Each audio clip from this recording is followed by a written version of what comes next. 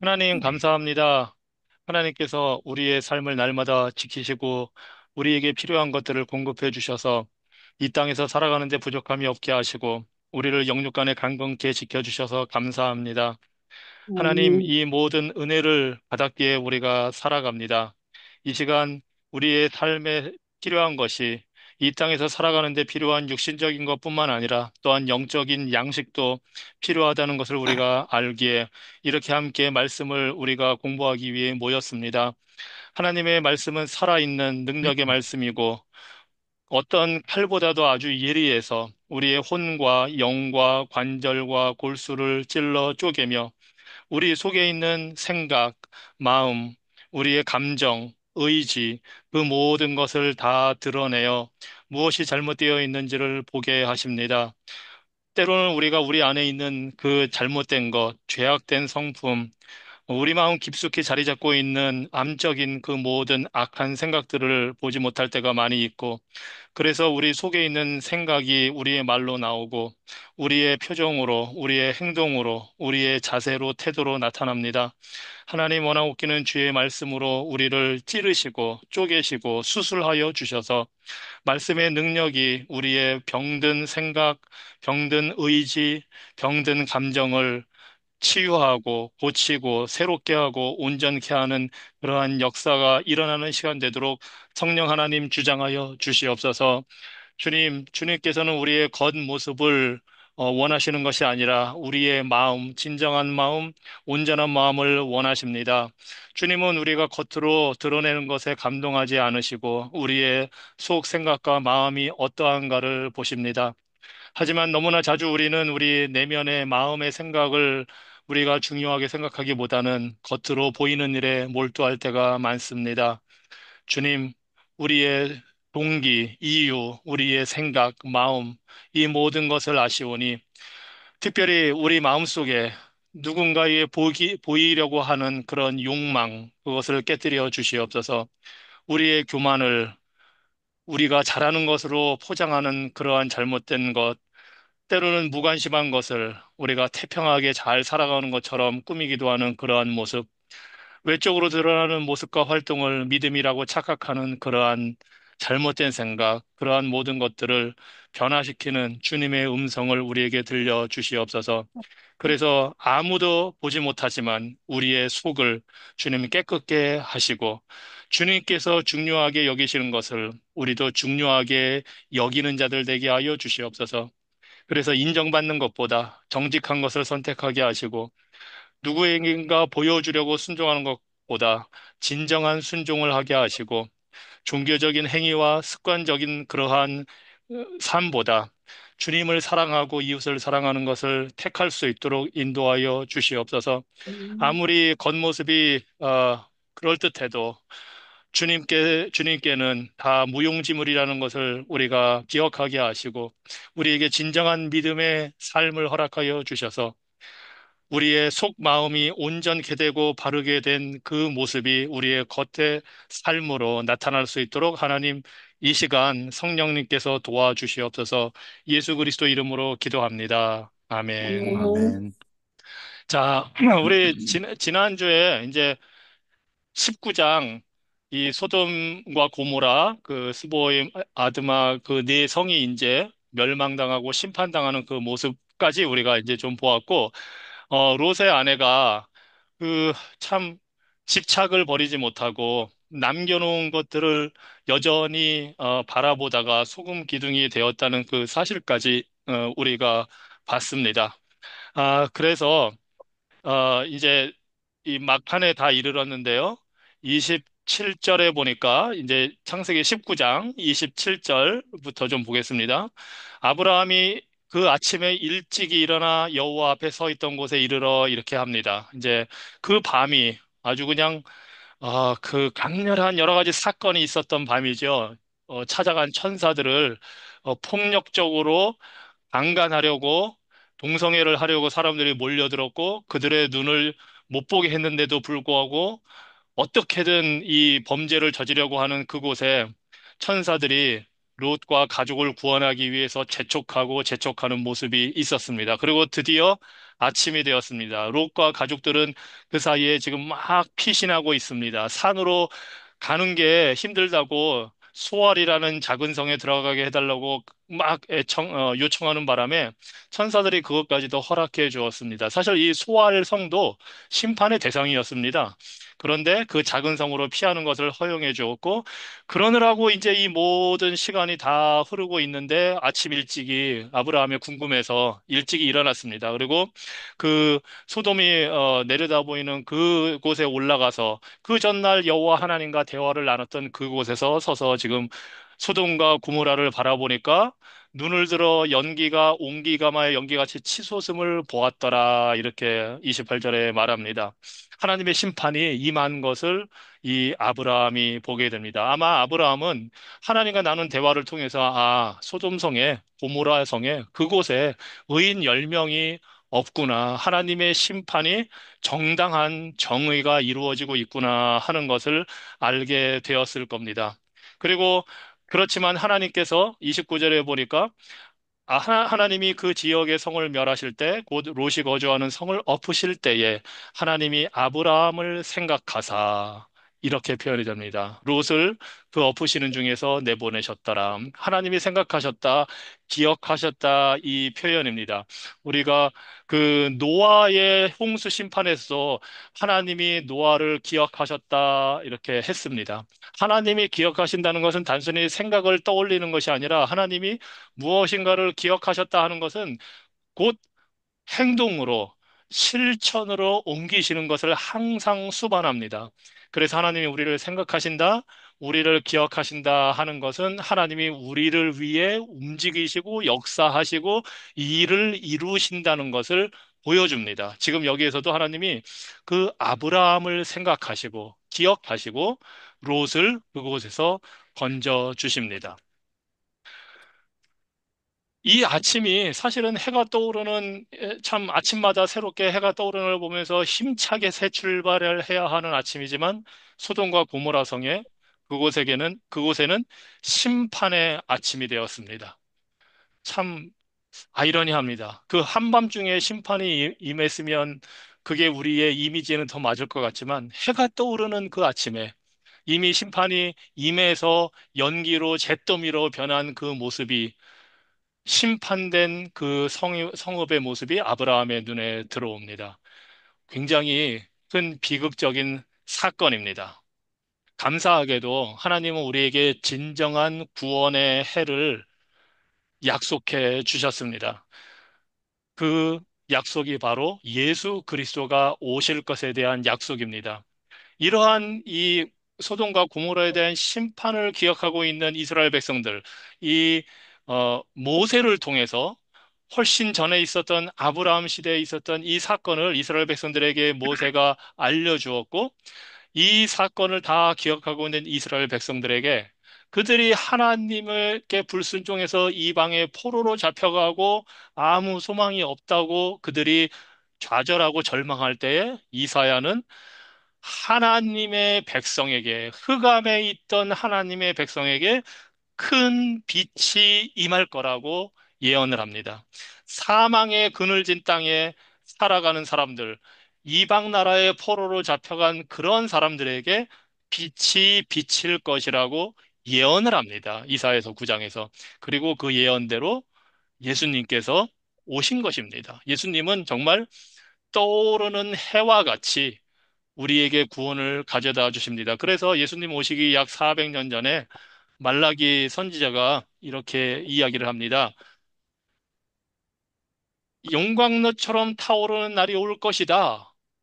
교만한 자와 악을 행하는 자들은 다 지푸라기 같을 것이다. 이들에게 심판이 임한다는 겁니다. 그날이 이르러 그들을 불사르리니 아무것도 남지 않을 것이다. 마치 소돔과 고모라의 심판이 임한 것처럼 그런 심판의 때가 임할 텐데, 하지만 그러나 내 이름을 경외하는 너희에게는, 여호와 하나님을 두려워하고 경외하는 사람들에게는 의로운 해가 떠올라서 치료하는 광선을 비출 것이다 하고 말라기 선지자가 사장에서 예수님 오시기 400년 전에 또 예언을 하고 있습니다.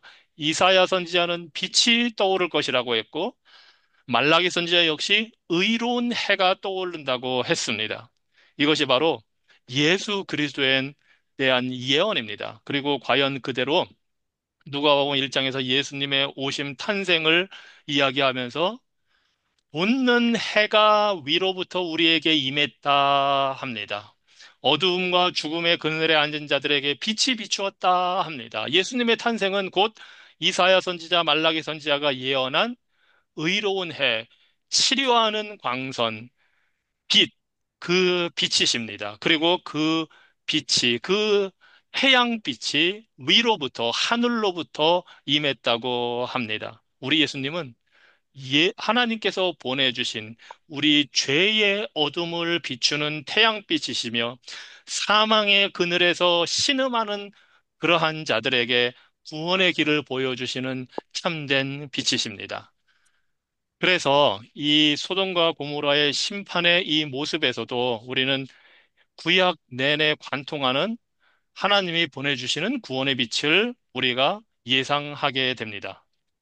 자, 그리고 나서 이제 30절부터는 이 롯과 남은 두 딸이 어떻게 살아가는지 이제 나옵니다. 그들은 이제 이 수알이라는 성으로 피해 갔는데 그곳에서도 살아가는 게 두렵기 때문에 산으로 가서 동굴에서 살게 됩니다.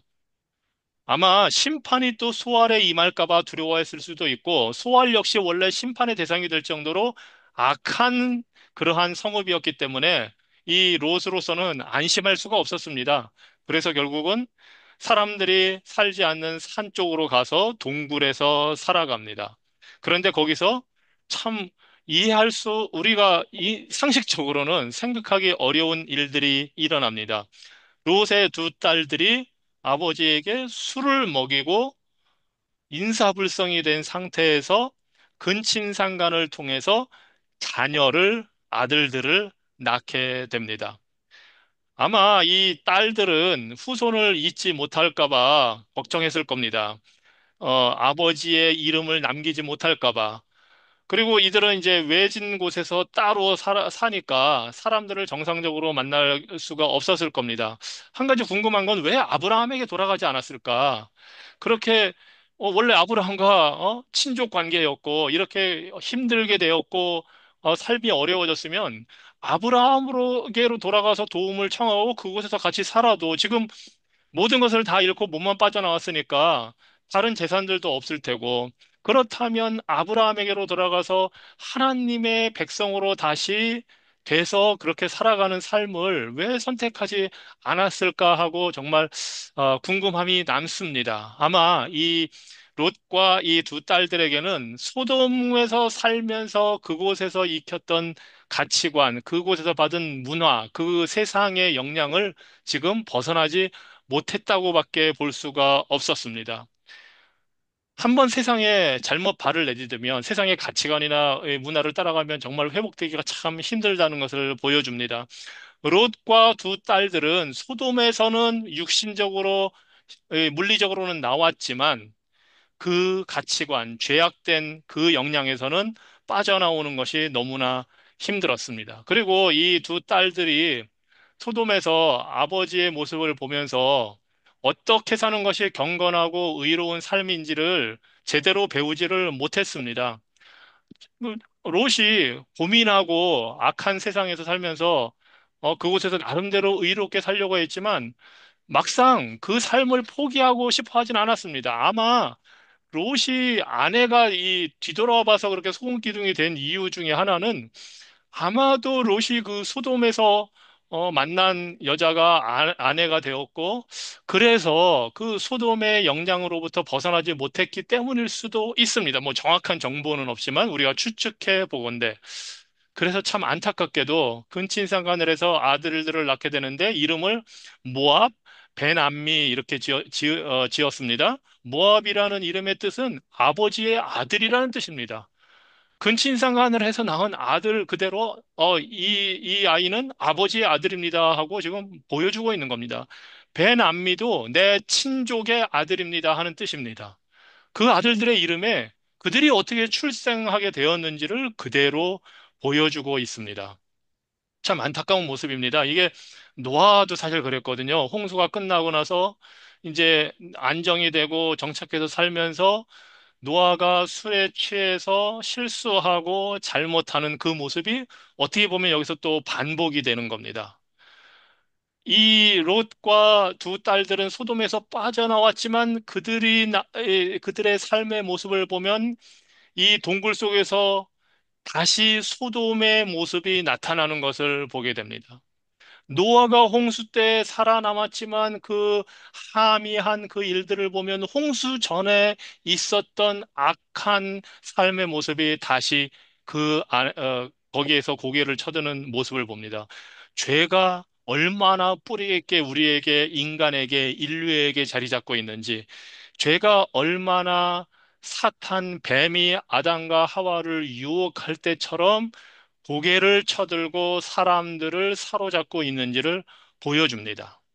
그래서 이 지금 여기 30절 이하에서 이렇게 이 근친상간을 통한 모압과 베남미라는 이 두 아들을 구태여 설명하는 이유는 이들의 후손이 나중에 이스라엘 백성들과 부딪히게 되기 때문입니다. 만약에 이들이 살다가 그것으로 끝났으면 기록할 이유가 없지요. 그런데 기록한 이유는 모압의 후손, 이 암몬 족속이 나중에 이스라엘이 애굽에서 출애굽해서 가나안 땅으로 들어갈 때에 그들을 가로막는 일을 합니다. 이 모압 암몬 족속의 암몬의 후손들은 우상 숭배에 빠지고 이스라엘과 전쟁을 하고 이스라엘의 길을 막습니다. 심지어 신명기의 25장에 보면은 그 유명한 발람 나귀 타고 가서 발락 왕의 모압 왕 발락의 부탁을 받고 돈을 받고 이스라엘을 저주하러 발람이라는 이 거짓 선지자가 가잖아요. 거기에서 저주를 내려달라고 했는데 하나님이 막아서 축복의 말씀만 계속하게 되는데 나중에 이 발람 거짓 선지자가 모압 왕 발락에게 어떤 힌트를 주냐 하면 나는 저주를 할 수 없으니 너희들이 알아서 꼬셔서 이스라엘 백성을 유혹해라. 그 말대로 모압 사람들이 여자들이 동원해서 와가지고 이스라엘 백성들을 꼬셔서 우상을 숭배하게 하고 어, 어, 부, 어, 부적절하고 굉장히 난잡한 그 우상 숭배 의식에서 성관계를 하게 되고 막 그런 죄를 범하게 합니다. 그래서 그 사건으로 인해서 이스라엘 백성 2만 4천 명이 하나님의 심판을 받아서 죽게 됩니다. 이러한 악연을 불러오는 것이 바로 이 모압과 베남미, 암몬의 후손들입니다. 그러니 이 정말 이 롯은 의도했든 의도하지 않았던 이스라엘 백성에게 해를 끼치는 후손을 남기게 된 겁니다. 그래서 자녀들에게 어떤 영적인 유산을 물려주는가 하는 것이 정말로 중요합니다. 우리는 자녀들에게 무엇을 가르치고 무엇을 남기는지. 여러분 자녀들은 뭐 대부분 다 이제 성인이 되었을 테지만 성인이 된 자녀들이 여러분에게 찾아와서 조언을 구하고 신앙의 어떤 방향을 구할 때에 여러분이 어떻게 그들에게 말씀으로 조언을 해주고 어떤 가치관, 성경적인 원칙과 원리 가치관을 주느냐 하는 것이 매우 중요합니다. 어린 자녀들한테도 그게 필요하지만 성인이 된 자녀들한테도 저는 그게 필요하다고 생각을 합니다. 그래서 뭐 출가를 했건 집에 같이 살고 있건 대화를 같이 나누고 그들이 겪는 어려움, 이 세상에서 살아가면서 어, 조언을 듣고 싶어 할 때에 단순히 잔소리로 끝내는 것이 아니라 어떻게 하면 우리가 성경적인 원리대로 성경적인 가치관을 그 자녀들에게 물려줄까 하는 고민을 우리가 해봐야 됩니다. 그리고 그것을 위해서 우리가 기도를 해야 합니다. 만약에 여러분 자녀들이 지금 예수님을 믿지 않는다면, 신앙생활을 하지 않는다면 그것을 위해서 기도하면서 그들에게 복음을 어떻게든 전할 기회를 찾아야 됩니다. 그리고 또 자녀들이 신앙생활을 하기 위해서 여러분에게 조언을 구하고 있다면 그걸 위해서 기도하면서 그들이 살아가는 곳에서 좋은 믿음의 사람들을 만나고 좋은 교회를 결성해서 다닐 수 있도록 지도해 줄 수가 있어야 됩니다. 또 여러분의 자녀들이 그들이 낳은 자녀들을 키우는 데 있어서 조언을 구한다면 성경적으로 어떻게 자녀를 양육할지를 여러분이 조언을 해 줄 수가 있어야 합니다. 자녀들이 진로에 대해서 상담할 때에, 고민을 털어놓을 때에, 아니면 남자친구, 여자친구를 사귈 때에, 배우자를 위해서 고민할 때에 어떤 것이 성경적인 가치관인지를 여러분들이 알려주어야 합니다. 그것이 단순히 뭐 뭐, 목사님한테 한번 물어봐라. 이런 거로 쉽게 되지 않습니다. 왜냐하면 여러분과 가장 시간을 많이 보내기 때문입니다. 저한테 오면 당연히 제가 필요한 조언을 해줄 수 있지만, 그들의 삶에서 가장 밀접하게 같이 있으면서 조언을 해줄 수 있는 그러한 사람은 바로 여러분들입니다. 그것이 부모로서 여러분에게 하나님이 주신 사명이고 특권입니다. 요즘에 제가 이제 이런 이 사회 현실과 우리 한인 교회 교계의 현실을 보면서 우리가 자녀들에게 잘 가르치지 못한 것이 무엇이 있을까? 더 잘 가르쳤어야 하는 것이 무엇인가 하는 거 이제 많이 생각을 해보게 됩니다. 뭐 여러 가지가 있습니다. 우리가 잘 하고 있는 것도 있지만 우리가 잘 하고 있는 것은 더 열심히 잘 해야 될 테고 잘 가르치지 못하는 부분이 있다면 무엇일까? 세상의 가치관과 영향을 우리도 그대로 받아들여서 자녀들에게 별 생각 없이 전수해주고 있는 거가 있지는 않는가 하는 생각을 해봅니다. 그 중에 하나가 창세기 1장, 2장에 하나님이 생육하고 번성하여 땅에 충만하라 남자와 여자를 만드시고 결혼하시면서 주신 축복의 말씀입니다. 즉, 결혼이 하나님께서 주신 축복의 명령이라는 사실입니다. 미국 문화에서는 제가 미국 문화에서 이야기를 한다면 남자와 여자라는 걸 강조하겠습니다. 하도 요새는 뭐 동성애니 뭐 이상한 게 많이 나오니까. 그런데 우리 한국 문화에서는 뭐 그게 크게 이슈가 되지는 않으니까 한국 문화에서 오히려 이슈가 되는 거는 제가 볼 때는 결혼을 기피하는 현상. 이게 사회적인 현상입니다. 한국에서도 그렇고. 그런데 과연 교회가 그런 사회적인 현상과 유행을 성경적인 가치관으로 판단하고 그것을 규정해서 성경적인 가르침을 자녀들에게 주고 있는지 아니면 유행이 되는 그 통념을 그대로 가지고 와서 그대로 전수하고 있지는 않는지 이제 우리가 생각을 해봐야 합니다. 교회 다니시는 분들 중에, 특히 딸들을 향해서 왜 뭐 힘들게 일찍 결혼하려 하느냐, 너 할 거 다 하고 결혼해라 하고 쉽게 얘기하는 경우를 제가 이제 주변에서 많이 봅니다. 뭐 한국에서도 그렇고 많이 듣습니다. 교회 권사님들, 뭐 사모님들도 그런 얘기도 합니다. 특히 자신의 딸들에 대해서 그러는데 이제 또 약간 다른 집 딸들에 대해서는 왜 결혼 안 하냐고 또 하기도 하죠. 그러니까 좀 이중적인 모습을 보이는데 왜 우리가 성경 말씀에 하나님의 주신 명령을 그대로 다 받아들인다면 왜 창세기 1장과 2장에서 주신 그 말씀을 결혼이 하나님이 주신 축복이고 경건한 자녀를 키우기 위한 것이고 하나님이 우리에게 주신 아름다운 가정이 축복이라는 것을 왜 성경적으로 가르쳐 주고 있지 않을까 궁금증이 듭니다. 물론 본인의 삶이 힘들어서 그럴 경우도 있습니다. 하지만 복음으로 내가 변화되었다면 하나님의 은혜로 변화되었다면 내가 누리지 못한 축복을 우리 자녀들이 결혼이라는 놀라운 축복을 누리도록 그들을 가르치고 지도하는 것이 우리가 부모로서 복음으로 변화받은 부모로서 해야 될 일이라고 저는 생각을 합니다. 그런데 전혀 그렇지 않고 살기가 힘드니까 돈이 아직 충분히 모아지지 않아서 막 이런 할 수 없는 이 부정적인 이유를 다 가지고 그 하나님이 주신 결혼의 축복을 자녀들이 마음껏 누리지 못하는 어려운 상황에 일조를 합니다. 요한복음 3장 16절에 하나님이 세상을 사랑하사 독생자를 주셔서 우리를 구원하신다는 말씀을 믿었다면, 그것을 믿는다면 창세기 1장, 2장에 하나님이 결혼을 축복으로 명령하신 말씀도 우리는 믿어야 합니다. 그리고 그것이 믿음입니다. 어느 한 부분은 받아들이고 다른 부분은 받아들이지 못한다면 세상의 영향을 받아서 그렇다면 그것은 지금 롯이 소돔에 가서 그 살면서 그 받아들인 잘못된 문화와 가치관을 딸들에게 물려줘서 결국 그 이스라엘 백성과 척을 지게 되는 안타까운 역사를 만드는 것을 우리도 반복을 하게 됩니다. 그런데 참 놀라운 것은 이 모압, 암몬, 롯의 딸들이 낳은 이 근친상간의 후손들이 하나님의 백성과 대적하는 악한 일을 하는 어떻게 보면 저주받은 민족이 되었고, 그래서 하나님이 모세를 통해서 이 모압과 암몬의 족속은 열대가 지나야만 이스라엘 백성의 그 무리에 들어올 수 있다고까지 말씀을 하셨습니다. 왜냐하면 하나님의 백성을 대적했기 때문에 그만큼 원수 관계에 있었는데도 불구하고 놀랍게도 모압 여인 중에 룻을 하나님이 택해서 다윗 왕이 나오게 하는 조상으로 세우십니다. 예수 그리스도의 족보에 들어가는 이름 중에 하나가 바로 이 모압 여인 룻입니다. 이것이 하나님의 은혜입니다. 하나님은 이렇게 세상의 문화, 소돔의 악한 그 사회에서 악행을 따라해서 저주받은 민족이 된 그 사람들 속에서도 하나님은 택한 자를 구원하시고 심지어 그 룻을 다윗의 조상으로 만드시고 예수 그리스도의 조상으로 만드십니다.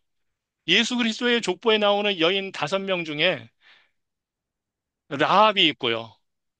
여리고에서 유일하게 구원받은 창녀 라합, 이 모압 여인 룻이 있고요. 솔로몬의 엄마 바세바, 이름으로는 나오지 않지만 바세바가 들어가 있고요. 어떻게 보면 예수님의 족보에 어울리지 않는 어떻게 이런 위대한 왕, 하나님의 아들의 족보에 이런 사람을 넣지 하는 그 사람들의 이름이 다 들어가게 하셨습니다. 이것이 하나님의 은혜입니다. 그래서 심지어 우리가 우리 자녀들을 제대로 말씀으로 가르치지 못하고 그렇게 했다 하더라도 하나님은 하나님의 지혜와 능력으로 복음의 말씀을 통해서 은혜로 택한 자를 구원하시고 변화시키십니다. 지금까지 우리가 못했다면 우리가 돌이켜서 하나님의 뜻을 하나님이 말씀을 통해서 가르쳐 주시는 원칙과 원리를 우리 자녀 세대에게 가르쳐 주고 물려주기 위해서 지금부터 우리가 하면 됩니다. 그것이 복음으로 변화된 자들의 모습입니다. 그리고 복음으로 변화되었으니 그렇게 할 수가 있습니다. 제가 들은 간증 중에 하나는 미국 사람인데 자신의 아버지에 대한 간증입니다. 아버지가 어릴 때부터 그 부모로부터 학대받고 굉장히 어려운 환경에서 자랐습니다. 그런데 어느 날 복음을 듣고 변화가 되어서 결혼하고 자기의 자식들을 낳아서 키우는데 우리가 흔히 세상에서 심리학이나 상담 이런 데서 보면 과거에 겪은 트라우마 막 이런 것 때문에 왜곡된 모습이 나타나고 그걸 자식한테 대물림하고 막 이런 게 나타나는데 이 변화된 사람, 이 아버지에게서 나타난 모습은 자신이 그렇게 학대받고 매맞고 했는데 그런 모습을 자기 자녀들한테는 보이질 않았다는 겁니다. 복음을 통해서 변화받고 난 이후에 예수 그리스도를 만나고 나서 예수 그리스도의 피로 내가 정결케 되었고 의롭게 되었고 내 신분과 내 정체성이 하나님의 은혜로 변화되었다는 그 사실을 깨닫고 그거 예수 그리스도를 믿음으로 하나님의 자녀가 되었다는 그 사실로 인해서 변화를 받은 이후에 자신이 겪은 학대나 자신이 받은 부당한 그 모든 것을 핑계 삼아서 자녀를 잘못 대하는 일을 하지를 않았다는 겁니다. 이것이 복음의 능력입니다. 이것이 하나님이 주시는 은혜의 변화의 역사입니다. 그래서 우리들도 예수 그리스도를 의지해서 하나님이 우리를 변화시킨 그 복음의 능력으로 우리 자녀들을 성인 자녀이든 어린 자녀이든 성경적인 가치관을 바르게 가르칠 수 있습니다. 비록 우리는 완전하지 못하고 다 하지는 못한다 하더라도 이 무엇이 올바른 길인지를 말해줄 수가 있고 가르칠 수 있습니다. 그러면 우리 자녀들은 그 모습을 보고, 아, 부모가 나를 사랑하는구나, 나를 사랑하기 때문에 말씀으로 이렇게 가르치는구나 하는 것을 알게 됩니다. 위선적이라더니, 뭐 엄마 아빠도 못하면서 왜 그래? 하질 않습니다. 왜냐하면 복음으로 변화된 삶의 모습이 나타나기 때문에, 그리고 그 말씀으로 이 세상에서 들려오는 잘못된 결혼에 대한 부정적인 가치관, 그 외에도 다른 여러 가지 잘못된 이 세상의 영향으로부터 우리를 보호하려 하는구나 하는 것을 우리 자녀들이 알게 되고 감사하게 되고 그런 모습을 보고 아, 그것이 복음으로 변화된 삶이구나 하는 것을 알게 됩니다. 그래서 제가 들었던, 간증으로 들었던 그 사람이 말하기를 자기 부모가 학대받았지만, 자기 아버지가 그렇게 학대받았지만 변화돼서 자기를 키우는 그 모습을 나중에 깨닫고 나서, 아, 이것이 복음의 능력이구나. 그리고 그 자녀 역시 복음을 믿고 살아가는 그 하나님의 자녀가 된 것을 우리가 보게 됩니다. 자, 어떻게 보면 이제 19장의 결론입니다. 이 롯은 과연 그러면 이러한 연약한 모습, 참 안타까운 모습을 보였는데 롯은 과연 의인인가 하는 것입니다. 하나님이 롯을 구원해 주셨습니다. 아브라함의 중보를 들으시고 아브라함이 의인 10명만 있으면 뭐 이 성을 보존해 주시옵소서 했는데 10명이 없어서 멸망당했지만 롯이 의인이 아니었다면 롯 역시 살아남지는 못했을 겁니다. 하지만 우리가 중보기도 한다고 모든 사람이 다 살아남는 게 아닙니다. 하나님이 의인이라고 인정하셨기 때문에 아브라함의 기도를 듣고 살려주신 것입니다. 기도는 하나님이 작정하신 뜻을 이루시는 수단입니다. 우리의 기도가 하나님의 뜻을 바꾸는 게 아닙니다. 하나님이 회개하면 용서하겠다는 뜻을 갖고 있으니까 우리가 회개 기도하고 다른 사람을 위해서 회개하도록 기도할 때 하나님이 그 뜻대로 용서해 주시는 것이지 하나님이 용서하지 않을 대상을 우리가 위해서 기도하면 하나님이 우리의 기도를 듣고 바꿔주시는 게 아닙니다. 우리의 기도는 하나님의 뜻을 이루게 하시는 수단입니다. 그래서 아브라함이 기도했을 때 하나님이 롯을 구원해 주신 것은 롯이 구원 못 받을 죄인이었는데 기도 때문에 구원해 주신 것이 아니고 하나님이 롯을 의인으로 인정하셨기 때문에 아브라함의 기도를 통해서 구원을 해 주신 것입니다. 그러면 롯은 도대체 어떤 의인인가? 롯이 의인이라는 사실은 이 베드로 사도가 이미 베드로 후서 2장에서 7절, 8절에 이렇게 말씀을 했습니다. 무법한 자들의 음란한 행실로 말미암아 고통당하는 의로운 롯을 하나님이 건지셨다 합니다. 예, 소돔과 고모라에서 이는 이 롯이 의인이 그들 중에 거하여 날마다 저 불법한 행실을 보고 들음으로 그 의로운 심령이 상했다 합니다. 그러니 하나님이 롯을 의인으로 인정하셨기 때문에 구원을 하신 것입니다. 그렇다면 우리는 의문을 가질 수가 있습니다. 아니, 어떻게 이 롯과 같은 사람이 의인인가? 근친상간에서 자신은 몰랐다고 하지만 아니 어떻게 그 딸들과 그렇게 되는데도 모른다고 할 수가 있는가? 술 많이 먹어서 인사불성이라는 걸 핑계로 삼을 수 있는가? 하고 의구심을 가질 수밖에 사실은 없습니다. 우리가 의롭다 하는 것을 어떻게 알고 있느냐? 성경적인 의미인가? 우리가 생각하는 도덕적인 완전함인가에 따라서 이게 이제 이해가 달라지는데 의롭다는 것을 완전하다고만 이해하면 롯은 의인이 아닙니다. 그리고 성경에 정말 의인이 하나도 없습니다. 심지어 노아와 아브라함도 완전하지 않았습니다. 우리 뭐 아브라함 잘 아시다시피 거짓말을 했고 20장에 가면 또 똑같은 거짓말 또 하게 되고 노아 우리가 봐서 알지만 실수하고 잘못했습니다.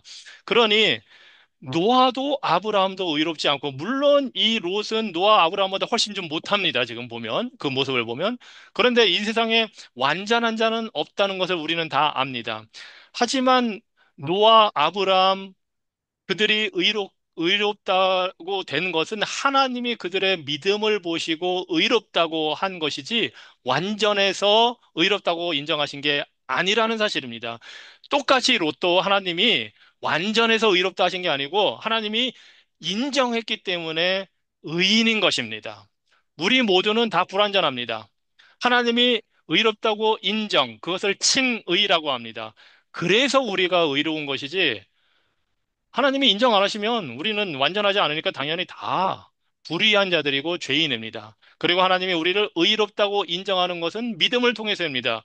아브라함이 여호와 하나님을 믿으니 여호와께서 이를 저의 의로 여기셨더라. 우리가 예수 그리스도를 믿으니 하나님이 우리를 의롭다고 여기십니다. 왜냐하면 예수 그리스도께서 우리의 죄를 용서하시고 덮어주시고 우리를 죄 없다고 하실 수 있는 근거를 마련해 주셨고, 예수님이 그 완전한 의를 우리에게 입혀주시기 때문에 하나님이 그 예수 그리스도의 의를 보시고 그 보혈에 덮는 피의 공로를 보시고 우리를 의롭다고 인정해 주시는 것이지 우리가 의로워서가 아닙니다. 이것이 바로 예수 그리스도를 믿는다는 의미입니다. 심지어 우리의 믿음도 하나님의 은혜의 선물이라고 에베소서 2장 8절로 9절에서 말씀을 합니다.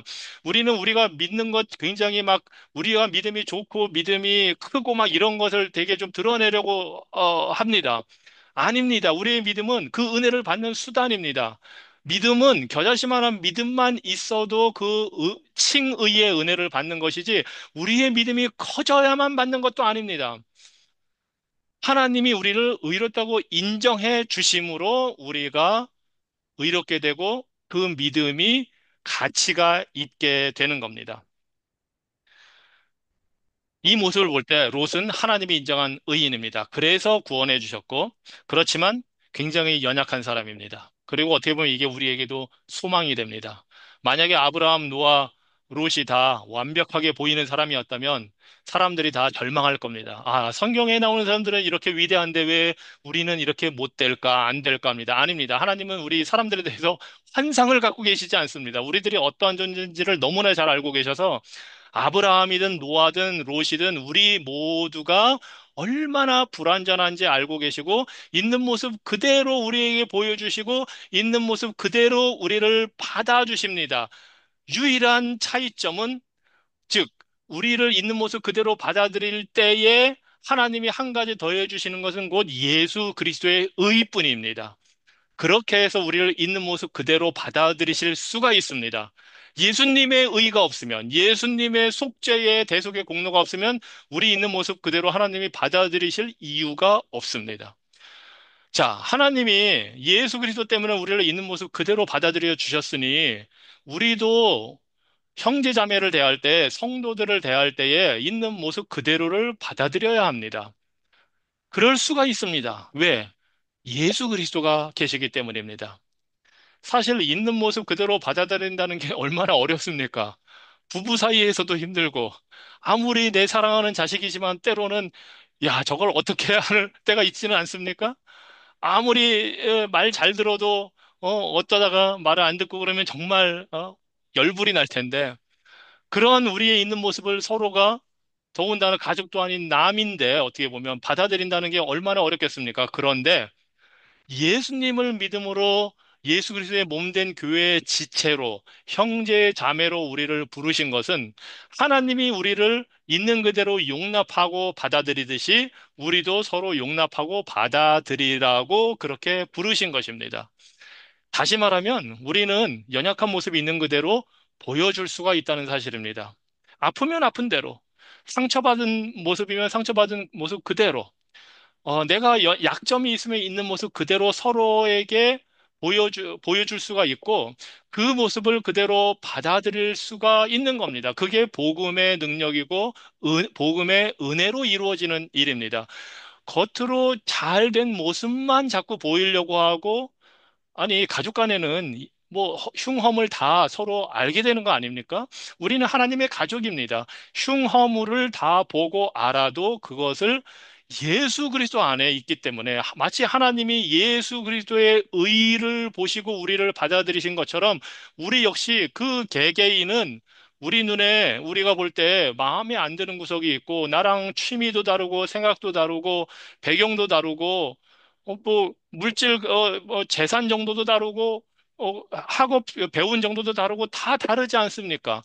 그래서 인간적으로 볼 때는 서로 받아들일 만한 구석 또는 좋아할 만한 구석이 별로 없고 어떤 사람은 또 나랑 친하기도 하고 하지만 아닐 수도 있지만 그 모든 것을 다 넘어서서 받아들이고 가족이 될 수 있는 것은 우리가 믿는 예수 그리스도가 우리 각자에게 그 의를 주시고 우리를 하나로 부르셨기 때문에 가능합니다. 그래서 교회라면 있는 모습 그대로 내놓고 받아들일 수가 있어야 합니다.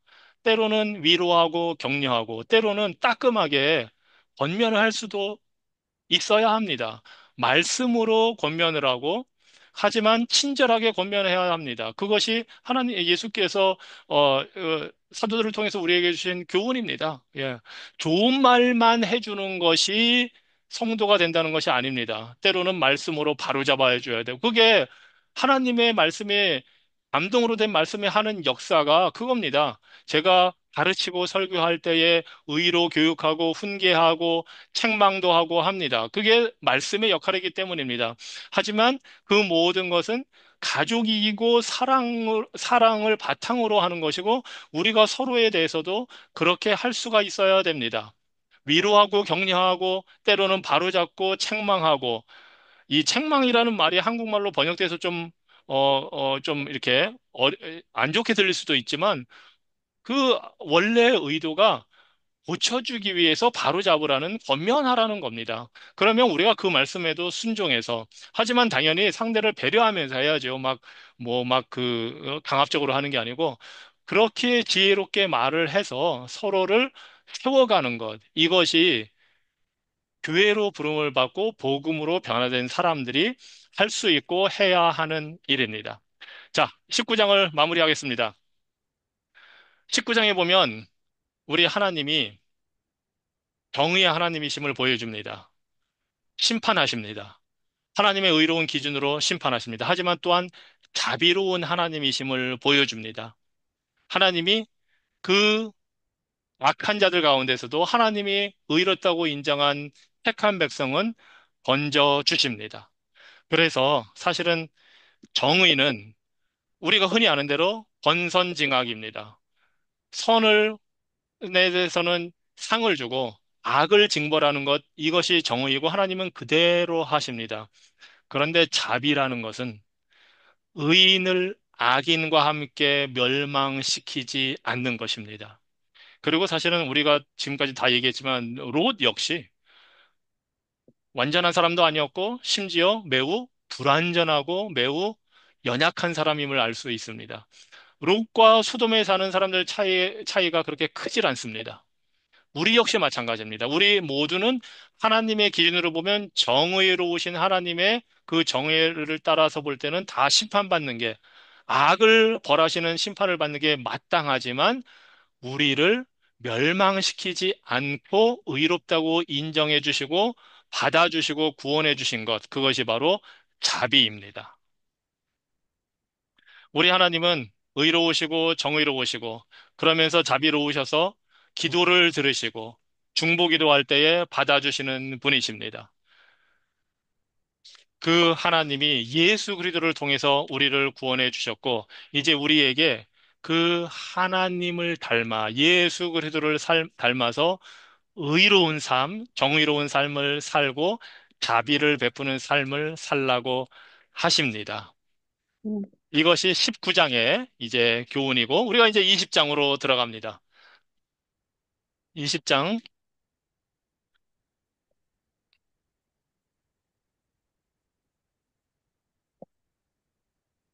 자, 창세기 20장은 그냥 뭐 간단하게 말하자면 아비멜렉이라는 왕이 이제 사라를 데려가는 그것이 주된 이야기입니다. 개요를 잠깐 보자면요. 18절까지 있는데 사실은 사건은 간단합니다. 이 아비멜렉 왕이 이 사라를 보고 또 이 12장에서 바로 왕이 그랬듯이 아내로 삼으려고 이제 데려가는 이 문제가 1절과 2절에서 발생을 하고요. 그런데 바로 때도 그랬지만 하나님이 그 일을 막기 위해서 개입을 하십니다. 그것이 3절에서 7절까지 나오고요. 그런데 이제 그 바로 때와 조금 이제 달라진 모습을 이 8절 이하에서 이제 우리가 또 보게 되는데 아비멜렉이 결백을 입증하는 장면이 나오고 16절까지가 그 이제 하나님과 그 아비멜렉, 아브라함 다 이 대화가 쭉 이어지고 나서 아브라함이 중보 기도를 함으로써 17절, 18절에서 아비멜렉이 가졌던 문제가 이제 해결되는 그러한 장면이 또 나옵니다. 그래서 이 20장의 주제를 본다면 이 사건을 통해서 하나님의 창세기 12장에서 아브라함을 통해서 모든 열방이 복을 받게 하겠다 하는 그 말씀이 이루어지는 것을 보게 됩니다. 아브라함을 통해서 이방 민족에게 복이 어떻게 이루어지는지 좀 더 자세하게 보면 저주와 복이 어떻게 임하게 되는지를 보게 되고 직접적으로 나타나지는 않지만 또 중요한 주제 중에 하나가 바로 하나님이 사라를 보호하심으로써 혈통, 결혼, 가정의 순결함을 보존하시고 이것이 얼마나 중요한가를 또 보여주신다는 사실을 우리가 20장에서 볼 수가 있습니다. 자, 중요한 몇 가지 개념들을 이제 좀 보겠습니다. 이 창세기 20장 사건에서 크게 나오는 흐르는 중요한 개념이 무엇이냐면 바로 생명과 죽음이라는 것입니다. 이게 이제 복과 저주와 연결이 되어 있습니다. 생명과 죽음. 그리고 하나님의 정의의 문제가 또 다시 등장을 합니다.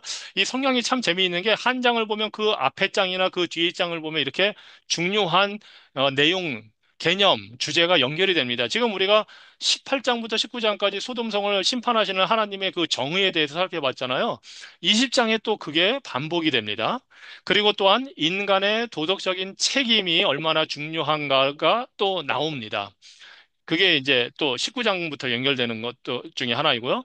또한 하나님의 자비하심이 중요하게 나타납니다. 이 모든 것이 이 특별히 소돔 심판 사건과 연결돼 있으면서 독특하게 20장에 나타나는 그러한 내용입니다. 자, 그러면 1절부터 우리가 이제 좀 보겠습니다. 1절, 2절은 문제가 발생하는 장면을 보여줍니다. 1절, 2절을 제가 읽겠습니다. 아브라함이 거기서 네겝 땅으로 옮겨가 가데스와 술 사이 그랄에 거류하며 그의 아내 사라를 자기 누이라 했으므로 그랄 왕 아비멜렉이 사람을 보내어 사라를 데려갔더니 합니다. 아브라함이 이제 그 가나안 땅 한 중간 지역 그 지금으로 말하면 예루살렘이 있는 곳보다 조금 위쪽에 이제 원래 헤브론 뭐 마므레 그런 데 있었다가 남쪽으로 여행을 떠납니다. 왜 갔는지는 사실 모릅니다. 창세기 12장에서는 아브라함이 그곳에 도착해서 있다가 기근이 들어서 애굽 땅으로 내려가는 장면이 나오는데 여기서는 기근 얘기는 없거든요.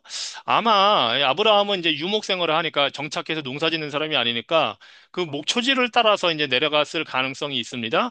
그래서 내려간 곳이 어디냐면 지금 요새 뉴스에 한창 나왔던 가자지구 있는 그쪽입니다. 그 가나안 땅에서 이스라엘에서 애굽으로 내려가는 그 중간 길목 매우 중요한 지역인데 그 하갈이 도망칠 때도 그쪽을 지나갔었고, 그러니까 뭐 교통의 요지입니다. 사실은 그쪽으로 갔는데 거기에 원래 살던 족속이 블레셋 족속입니다. 그래서 이제 그랄이라는 데가 그 블레셋 어 그 족속이 사는 뭐 수도에 해당하는 그런 땅, 그러한 곳입니다. 자, 그쪽으로 이제 아브라함이 내려가서 살게 됩니다. 아브라함이 이번에는 아예 애굽 땅으로 가진 않았습니다. 여전히 가나안과 그 애굽의 경계쯤에 있지만 경계쯤에 가나안 땅에 있습니다. 12장에서 아마 교훈을 삼아서 아브라함이 가나안을 떠나지는 않은 것 같습니다. 어떤 이유로 이주를 하게 되었는지는 모르지만 그런데 그곳에 가서 이제 창세기 12장에서 당했던 일을 똑같이 당합니다. 그것이 바로 이제 그랄 왕 아비멜렉. 아비멜렉이라는 이름의 뜻은 이게 사람 이름이 아니고 바로 왕 하듯이 바로가 그 오늘날로 말하면 대통령 뭐 황제 뭐 총리 이런 거나 마찬가지거든요. 그러니까 개인의 이름이 아니라 그 통치자를 나타내는 칭호죠. 아비멜렉도 그렇습니다. 그 뜻은 내 아버지는 왕이다. 그러니까 이제 그 자손 대대로 이제 왕가라는 걸 나타내는 거죠. 왕을 나타내는 표현입니다. 그 아비멜렉 왕이 이 사라를 데려갑니다. 이때 사라가 지금 이제 99세입니다. 왜냐하면 내년에 이 아기를 낳는다는 그 하나님의 그 예언을 받았고 그래서 거의 이제 89세죠, 이제 사라는. 굉장히 나이가 들었는데 여전히 아름다워서 그랬는지 그 바로 왕은 아름다움을 보고 그랬거든요. 약 25년, 23, 4년 전에. 그런데 여기에서는 그 얘기는 없는데 어떤 이유에서인지 이 아비멜렉이라는 블레셋 왕이 그랄의 왕이 사라를 뺏어갑니다. 말하자면.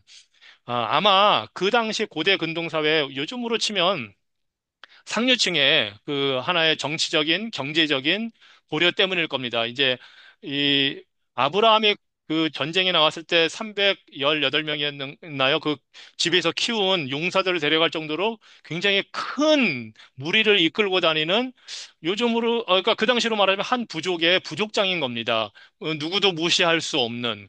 그리고 막 그 14장, 13장인가요? 그 전쟁에서 막 이겨서 전리품, 그 전쟁에서 이길 정도로 큰 세력이니까 어느 지역을 가든 그 지역에 있는 왕이 신교 정책을 맺거나 아니면 쫓아내거나 해야 하는 대상이 된 겁니다. 아마 이 아비멜렉은 정치적인, 경제적인 목적으로 사라와 결혼을 하려고 했을 겁니다. 그렇게 하면 이제 이 혼인 관계가 되니까 친선 관계를 갖게 되는 거죠. 자, 그런데 이제 우리가 이제 이 읽다 보면 알지만 뺏긴 이유가 사라를 자기의 아내라고 말을 못했기 때문입니다. 아내를 아내로 말하지 못하는 이 아브라함의 좀 어떻게 보면 비겁한 모습이 두 번째로 반복이 되고 있습니다. 아마 아비멜렉이 자신을 해칠까 봐 두려워했던 것 같습니다. 이거 반대하다 보면은 전쟁이 일어날 수도 있고 참 어려운 일을 당하게 되겠죠. 그런데 역시 12장에서도 그렇지만 아브라함이 하나님을 정말로 신뢰했다면 하나님의 그 능력, 왜냐하면 여태까지 벌써 최소한 24년 동안 보여주신 하나님의 능력, 어, 어, 전능하신 하나님이심을 보여주시고 막 그 모든 것을 정말 믿었다면, 신뢰했다면 이번에는 그런 실수를 안 해도 될 텐데 똑같은 실수를 하게 됩니다. 사실 하나님의 계획은 어떤 인간도 좌절을 시킬 수가 없는 그런 하나님이신데 이 아브라함은 그것을 믿지를 못한 겁니다. 우리가 사는 이 세상에도 많은 위험들이 있습니다. 뭐 물리적인 폭력적인 사고, 뭐 미국에 살면은 총기 사고도 있고 뭐 정말 사건 사고가 많이 있죠. 뭐 그냥 단순한 사고, 교통사고부터 해서 여러 가지 있고 또 정치적이고 경제적인 이득을 위해서 인간 사이에 많은 일들이 일어나고 사회도 그것에 따라서 막 움직입니다. 문화적인 변화도 일어나고 막 말도 안 되는 일들을 한 정권 하에서 벌이기도 하고 그 다음 정권 하에서 뒤집기도 하고 막 왔다 갔다 하면서 사회가 막 불안하게 유동치기도 합니다. 참 우리에게 위협을 주는 요소들이 많이 있습니다. 현실적으로 보면 가령 나온 뉴스를 보면 불체자들은 당연히 지금 두려움에 떨 것이고 심지어 합법적인 비자를 갖고 온 사람들 중에도 뭐 잘못된 그 음주운전이라든가 이런 거로 인해서 뭐 영주권을 박탈당할 수도 있고 합법적인 비자를 박탈당할 수도 있다는 두려움 이런 게 이제 있기도 합니다. 이 세상에는 참 여러 가지 위험 요소들이 많이 있습니다. 여러분을 지금 가장 두렵게 하는 요소가 무엇인지 한번 생각해 보시기 바랍니다. 건강일 수도 있고, 가족의 건강, 아니면 자녀들, 가정의 문제라든가, 뭐, 직장, 일터에서의 어떤 문제일 수도 있고, 뭐, 여러 가지가 있겠죠. 비즈니스 상에서도 어떤 문제일 수도 있고, 그 모든 것 중에 지금 여러분을 두렵게 하는 게 무엇인지, 여러분에게 위협이 되는 게 심지어 우리의 삶에 또 우리의 영적인 건강에도 영향을 줄 만한 것. 사실 사람은 영혼과 육신이 결합이 돼 있어서 스트레스 받으면 몸도 아프고, 하지만 마음도 아프고, 마음이 상하다 보면 영적으로도 영향을 받고, 이게 하나님이 우리를 그렇게 만드셨습니다. 그래서 우리는 모든 면으로 영향을 받습니다. 이 세상의 위협 앞에서. 그러할 때에 우리가 과연 어떤 반응을 보일 것이냐. 이 아브라함은 두려우니까 사실은 어떻게 보면 본능적으로 거짓말한 겁니다. 또 예. 예전의 습관이 나오는 거죠. 죄악된 습관이 나옵니다. 이게 우리의 모습입니다. 잘 살고 평안할 때는 뭐 좋은 모습을 아무래도 유지하기가 쉽습니다. 그런데 뭔가 위협적인 게 느껴질 때, 뭔가 불안할 때에 참 힘들 때 그러다 보면 우리의 본능적인 모습이 나타나죠. 그런데 대부분 그 본능적인 모습이 좋은 모습이라기보다는 죄악된 모습이 이 아브라함의 경우처럼 나타납니다. 그러할 때에 그런 위협 앞에서 우리가 본능적인 모습으로 죄악된 그런 것으로 반응을 보이는가 아니면 하나님을 신뢰하는 믿음의 모습을 보이는가 하고 한번 생각을 해보시기 바랍니다. 그래서 여러분에게 가장 위협적인 것이 무엇인가? 그것을 위해서 기도하십시오. 그것에 흔들리기보다는 그런 일이 있을 때 우리가 본능적으로 막 해결하려고 하기보다 하나님께 기도하게 해달라고 기도하시기 바랍니다. 그리고 그러할 때 하나님의 약속을 붙들게 해달라고 기도하시기 바랍니다. 그리고 말씀을 통해서 그 약속을 찾으십시오. 말씀을 읽다 보면 여러분의 그 상황에 따라서 하나님이 그 말씀을 깨닫게 하십니다. 성령께서 필요한 말씀을 깨닫게 하십니다. 그러면 그 말씀을 가지고 기도할 수 있습니다. 그래서 여러분에게 위협이 되는 게 무엇인지, 그리고 여러분이 쉽게 보이는 반응이 무엇인지, 이게 사람마다 성격이나 기질이나 환경, 자라온 배경에 따라 다르거든요. 어떤 사람은 조급하게 막 반응할 수도 있고, 어떤 사람은 막 그거를 다른 사람에게 이제 말하자면 쏟아부어서 할 수도 있고, 말로 막 하거나, 가족이나 자녀한테 할 수도 있고, 말하자면 내가 스트레스 받을 때 여러분이 어떻게 반응을 하는지 생각해 보시면 됩니다. 그것을 내가 이렇게 혼자 삭히는 거 있는 건지, 혼자 삭힌다고 사실 다 좋은 것도 아니거든요. 그걸 하나님 앞에서 예수 그리스도 앞에 가져가서 해결하느냐, 아니면 내 속으로만 삭히느냐, 아니면 다른 사람에게 전가해서 막 그걸 풀어내느냐, 이 여러 가지 모습이 있거든요. 여러분이 한번 어떻게 나는 반응하는지 생각을 해 보시기 바랍니다. 자, 3절로 7절에서는 이제 이 하나님이 개입하시는 장면이 나옵니다. 아브라함은 참 어리석게 인간적으로 반응을 해서 두려움 앞에서 위협 앞에서 그렇게 했지만 하나님은 택한 백성을 위해 개입하십니다. 그래서 우리가 기도할 수 있는 겁니다. 그래서 우리가 하나님의 약속을 붙들고 하나님 앞에 나아갈 수 있는 겁니다. 하나님은 우리 아버지시니까 우리가 막 낭떠러지를 향해서 갈 때에 보통 위협이 있고 막 우리가 정신이 없으면 뭐 우리가 어떤 길로 가는지도 모르죠, 사실은.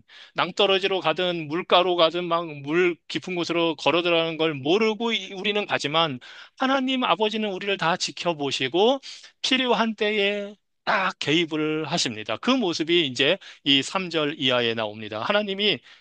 하나님의 계획하신 그것을 보존하시기 위해서 개입하십니다. 아브라함의 경우는 무엇입니까? 하나님이 약속하신 대로 사라를 통해서 아브라함의 씨를 주겠다고 하셨거든요. 그 약속을 지키시기 위해서, 그 계획을 보호하시기 위해서, 보존하시기 위해서 아비멜렉에게 말하자면 빼앗긴 사라를 보호하시기 위해 하나님이 개입을 하십니다. 그래서 3절에 보니까 그 밤에, 야, 이 데려간 밤에, 아니면 아비멜렉이 사라와 동침하려고 하는 그 밤일 수도 있고, 그 밤에 하나님이 아비멜렉에게 현몽하시고 꿈에 나타나셔서 그에게 이르시되 네가 데려간 이 여인으로 말미암아 네가 죽으리니 그는 남편이 있는 여자임이라. 청천벽력과 같은 하나님의 말씀이 단순하게 이겁니다. 넌 죽었다. 딱 이 말입니다. 네가 죽으리니가 너 앞으로 죽을 것이다가 아니고 넌 죽은 놈이다. 딱 이 말입니다.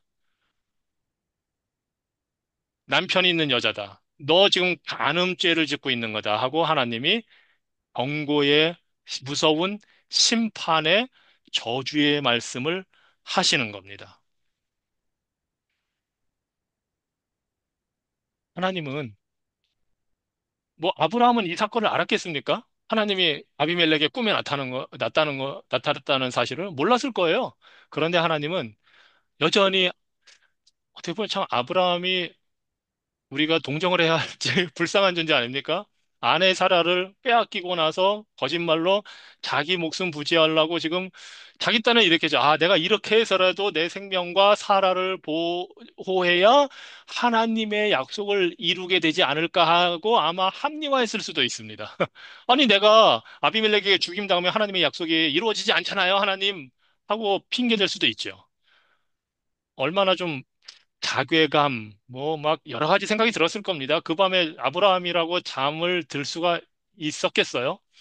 그런데 하나님은 그 밤에 아비멜렉에게 나타나서 무서운 경고의 말씀을 해서 그 일을 막으십니다. 그리고 이제 뒤에서 우리가 보면 알겠지만 이것 때문에 아비멜렉의 모든 집안에 일종의 알 수 없는 병이 돌았고 자녀를 못 낳게 됩니다. 참 우리 하나님의 개입은 때로는 즉각적으로 무섭게 임합니다. 우리가 모를 뿐입니다.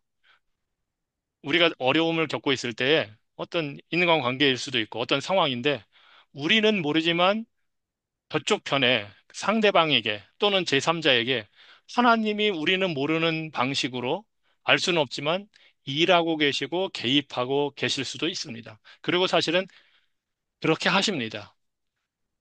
그래서 우리가 보존이 되고 보호가 되는 겁니다.